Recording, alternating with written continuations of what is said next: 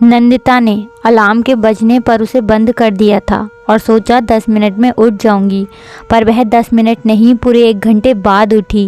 वह हड़बड़ी में उठी, देखा तो 5 बज गए थे।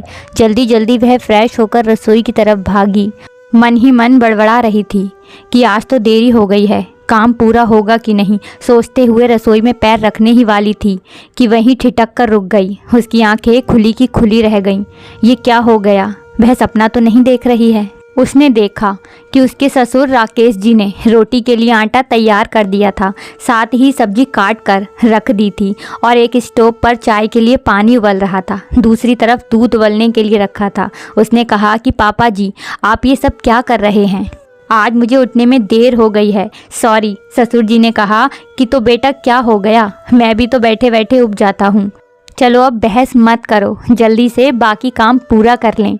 नंदिता ने जल्दी से एक तरफ सब्जी चढ़ा दी और रोटी बनाने के लिए तैयार करने लगी। ससुर जी ने चाय बनाकर 2 कप में डाल दिया और दोनों कप बेड की तरफ ले जाते हुए कहने लगे कि चल बेटा, पहले चाय पी लें फिर रोटी बना लेना। नंदिता ने कहा, पापा देर हो जाएगी, बाद में पी लूँगी, पहले शौर्य को स्कूल छोड़ने जाना है और फिर मुझे भी तैयार होना है। ससुर जी ने कहा कि बेटा, मैं शौर्य को स्कूल बस में चढ़ा दूंगा, तुम 2 मिनट आराम से चाय पी लो। आज नंदिता को ससुर की हर बात अनोखी लग रही थी, लेकिन खैर उसने जल्दी से चाय पीकर सब कुछ तैयार कर दिया था। शौर्य भी खुश होकर दादाजी के साथ बस स्टॉप पर पहुंच गया था। उसे बस में बिठाकर वे घर पहुंचे तो नंदिता ऑफिस के लिए तैयार हो गई थी। उसने कहा, पापा जी, मैंने आपके लिए सब कुछ टेबल पर रख दिया है। ससुर जी ने कहा कि ठीक है बेटा, मैं सब संभाल लूँगा। नंदिता ऑफिस जाते जाते भी सोच रही थी कि आज पापा जी को क्या हो गया है। उनके व्यवहार में जो बदलाव आया है वह क्यों और कैसे समझ में नहीं आ रहा था। उसे हमेशा शाम को घर पहुंचते पहुंचते 7 बज जाते थे। शौर्य को स्कूल से आया लेकर आती है और घर में उसके साथ तब तक रहती है जब तक वह घर नहीं पहुंच जाती। जैसे ही नंदिता घर पहुंचती है, आया चली जाती है। यही रोज का सिलसिला था। उस दिन भी वह थकी हारी जब घर में कदम रखती है तो देखती है कि शौर्य ने स्कूल यूनिफॉर्म बदल लिया है और दादाजी के साथ बैठकर होमवर्क कर रहा था।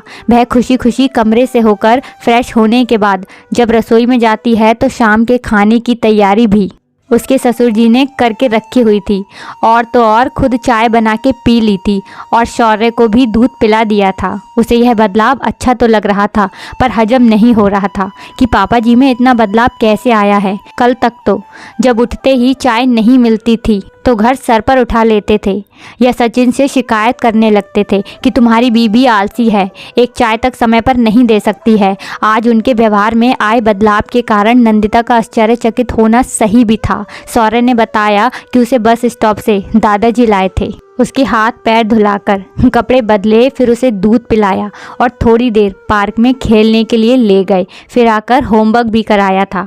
माँ, आज मुझे बहुत अच्छा लगा है। खाना बनाने के बाद नंदिता ने पूछा कि पापा जी, आपके लिए खाना परोस दूं? तो उन्होंने कहा कि नहीं बेटा, सचिन के आने के बाद खा लूँगा। जब सचिन घर पहुँचा तब सब मिलकर खाने की टेबल पर बैठे। उन्हें देखते ही सचिन ने कहा कि अरे पापा, आज आप हमारे साथ खाना खा रहे हैं, ये देखकर अच्छा लगा।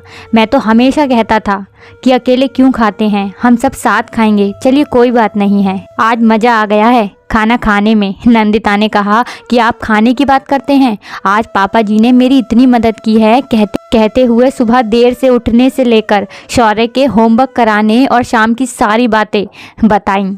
दोनों खुश थे कि पापा कम से कम खुश रहें, अपने आप को व्यस्त रखें बस। अब नंदिता की मदद राकेश जी रोज कर देते थे। शौर्य के भी अच्छे अंक आने लगे थे। राकेश जी भी खुश लग रहे थे।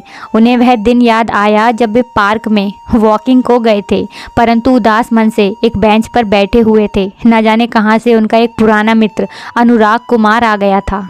एकदम बिंदास लग रहा था। दोनों ने पुराने दिनों को याद किया और पत्नियों के गुजर जाने के बाद जिंदगी कैसे रुक सी गई है इसके बारे में बातें कर रहे थे। राकेश के मित्र अनुराग ने बताया कि हमारी अब रोज़ मुलाकात होगी क्योंकि हमने यहाँ पर घर खरीदा है। एक दिन अनुराग कुमार वॉकिंग पर नहीं आए तो राकेश जी उनके घर पहुँच गए और देखा कि वे बहू को उसके काम में मदद कर रहे थे। काम खत्म होते ही दोनों वॉकिंग पर चले गए। राकेश जी ने कहा, अनुराग, तुम बहू को काम में हाथ बटा रहे हो, क्या हो गया है तुम्हें? अनुराग ने कहा कि देखो दोस्त, बहू है तो क्या हुआ, वह भी तो नौकरी करने जाती है, घर और बाहर का काम अकेले कैसे संभालेगी वो। बोल हम खाली बैठे हैं, थोड़ी सी मदद कर देंगे तो उन्हें अच्छा लगेगा, इसलिए मैं बच्चों को बस स्टॉप छोड़ने जाने लगा, होमवर्क कराना, थोड़ी देर उसके साथ खेलना, ये सब करता हूँ। इससे मेरा मन भी खुश रहता है, उसकी कुछ मदद भी हो जाती है और सबसे बड़ी बात, हम उनके लिए बोझ नहीं बनेंगे। उनकी बातें सुनकर राकेश जी ने भी सोचा कि मुझे भी कुछ करना चाहिए। बस सोचते ही उन्होंने अमल में लाना शुरू कर दिया। यही उनके बदलाव का कारण बन गया था। कारण कुछ भी हो, परंतु परिवार में खुशियाँ आने लगी थीं, क्योंकि अगर घर की बहू खुश है तो वो घर में खुशियाँ ही फैलती हैं और पूरे घर का माहौल खुशनुमा रहता है। ऐसी छोटी छोटी बातें ही जो अगर हम अपनी ज़िंदगी में समझदारी के साथ ले आएँ तो हमारी ज़िंदगी और सामने वाले की ज़िंदगी बहुत आसान और अच्छी हो जाती है। तो आपको हमारी ये कहानी कैसी लगी कमेंट सेक्शन में ज़रूर बताएं, और अगर आपने अभी तक हमारे चैनल को सब्सक्राइब नहीं किया है तो प्लीज़ जल्दी से हमारे चैनल को सब्सक्राइब कर लीजिए। आपको हमारे चैनल पर ऐसी ही अच्छी अच्छी और बेहतरीन कहानियाँ मिलती रहेंगी। Thanks for watching.